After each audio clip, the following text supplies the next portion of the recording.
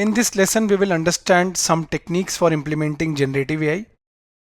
You can also consider it as the approaches or the generative AI models.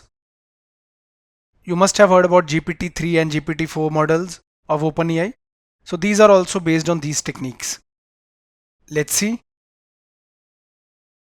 Now let's see the techniques for implementing generative AI, or you can also consider it as generative AI models. The first one is GANs, Generative Adversarial Networks. Okay, under this, two neural networks are trained simultaneously. The first one is a generator network and the second one is a discriminator network. Okay, the generator creates data while the discriminator evaluates it. Okay, you can say the generator network learns to generate data samples such as images or text that resemble your training data,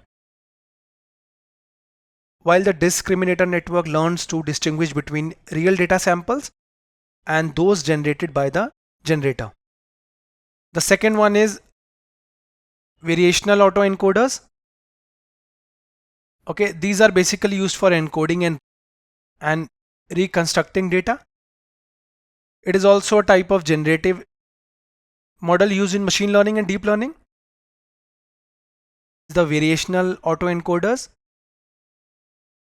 can generate new data that's similar to the input data they have been trained on. You can use it to create new images that resemble a given data set.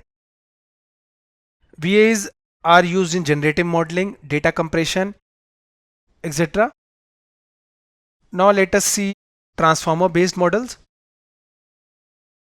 So using these, we can easily handle large sequences of data, particularly in NLP task. So this is the topic we'll be discussing because this is behind some of the most advanced language models like OpenAI GPT-3 and GPT-4. Two of the most powerful generative AI models. These are based on the transformer architecture. Okay, the transformer architecture was coined by an Indian in 2017. Okay, these models are used to generate human-like text. It can also help you with coding tasks and translate from one language to another. Let's learn more about this. So the GPT means generative pre-trained transformer. That's why we are discussing this topic.